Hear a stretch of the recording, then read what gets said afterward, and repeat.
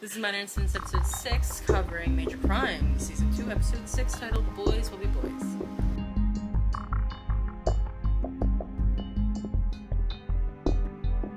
Very serious episode, which is perfect after the festivities of one's birthday. She's 25 now, guys. It was a very good episode, though. It was a really good episode. It was very... Oh, it was very sad. Well, the episode started out where you see a little girl running through the woods. Obviously somebody's chasing her, else she wouldn't be running like this. You see flashbacks, and we know there were flashbacks because of the blue hue to the screen. Sykes. Everyone but Raider. Flint. But Sykes, Andy. Provenza. Was Provenza No, there? Tao. Tao was there? Tao was there. And Buzz was there. And Buzz was the one that noticed that the person in question, the victim, the little girl that we saw running through the woods, was actually born a male. And this was a huge episode, and it was beautifully done for the reason that it was made. Which is about bullying was the main subject, and sexuality, urine sexuality. There's a bully who caught this young victim, her name was Michelle, and followed her into the women's bathroom, pulled her pants down, and took pictures and put them all over the internet, pictures and video, put them all over the internet, that Michelle was actually a male, or born a male. Michelle was found in the woods, put in the same position as when she sleeps, so it was obviously somebody that knew her that buried her. Like, you knew it was someone that was close to this girl, who right. knew her, who obviously cared about her, because they even put, like, a towel in her mouth. So she wouldn't breathe in. So she wouldn't breathe in the dirt. Which meant she was buried alive. Yeah. She was probably unconscious, but she was still alive. And if she were to stay alive, she would have been able to wake up and tell exactly who did what to her, which ended up being her brother. Rusty and Jack was back again, and Rusty brought Chris again. Jack is trying to make this like a boyfriend and girlfriend thing, and I don't think Rusty's very comfortable with that yet. I think because of his... he doesn't want that. Either he doesn't want that, he wants to remain friends, or he's still trying to figure out he's trying to figure out who he is in here sexually, or not even sexually, just what he likes and dislikes. I think he just wants her as a friend. I do like how, like with Major Crimes, though, their main plot and their subplot always somewhat have a connection.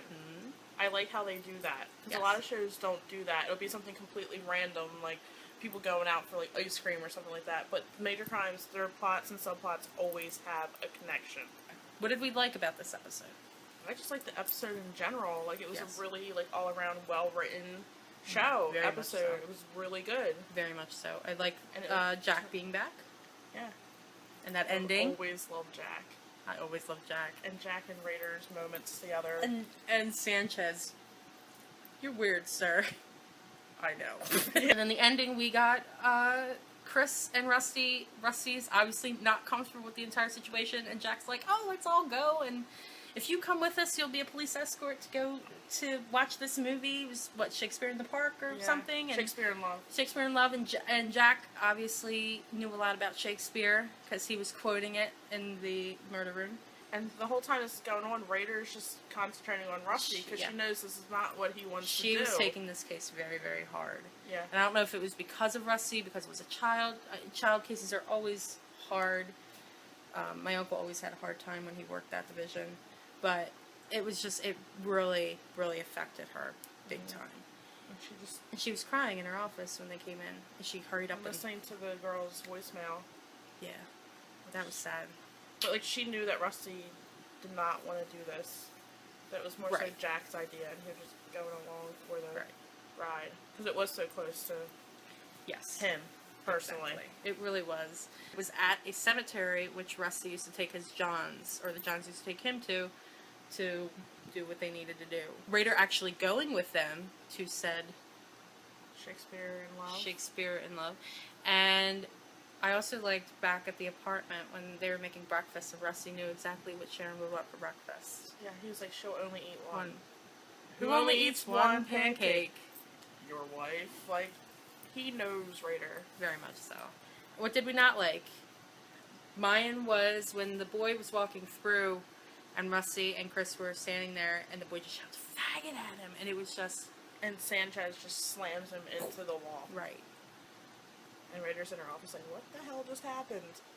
Oh, Gail Grady was in this episode for a total of 10 minutes. She was good, though. She was good. I don't know what happened to her voice, but she was good. I'm gonna go with Hardcore Smoker.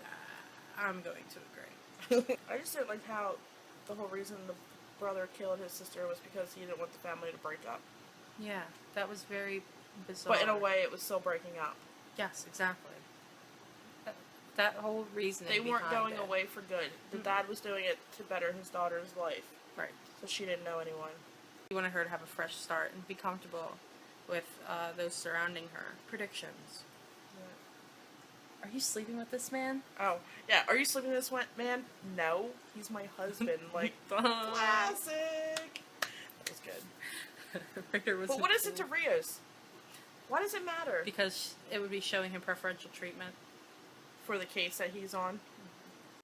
But Rios just has a really big problem. I do not... Rios, this is what I did not like. Yes! Go. When Raider said, refer to when her they as were a girl. in the morgue. So I can better connect with this person. She's like, this child. Like, what the hell do you have against and she Rusty even, or a transgender right, kid? And then when they were talking about the case, were they in Raider's office? I forget where they were. Yeah. And Raider's looking at the phone listing. Yeah, and she's going on and on about how this is the child's fault. Like, that it wasn't the mother's fault, obviously, because the child was the way the child was. Yeah. What is her issue? Like, she has seriously. some serious issues. The rating this week, what do you give it? This was a super special. I give it a 10. It was a perfect episode. I give it a 10. It was really good. Yeah. Like, I enjoyed it.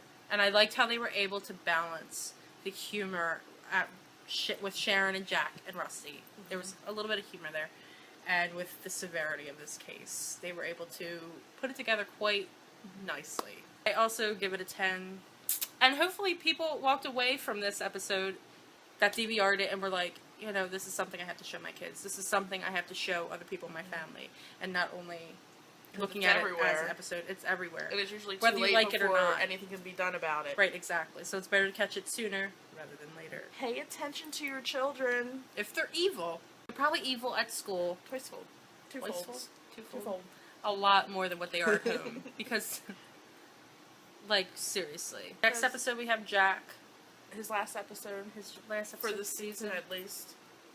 But we have him bringing the lawyer back. And I think some hilarity getting back into the episode. Okay, so next week we have episode 7 titled Rules of Engagement. I'm so excited. The comment of the week was from April Wears Gucci. She gave a super long comment, and go to the site, go to the YouTube page to read it, because it was really good. But the main part that she covered was Raider needs to get her ass to a crime scene. Yes. Because we're now 6 episodes in, and has she been in the crime scene yet? No. No, she has not. Not at all. So, watch us tomorrow for The Detective and the Doctor. Yes. The Detective and the Doctor. Really good episode. Yeah. And then watch us next week for another Minor Incidents. So, see you later.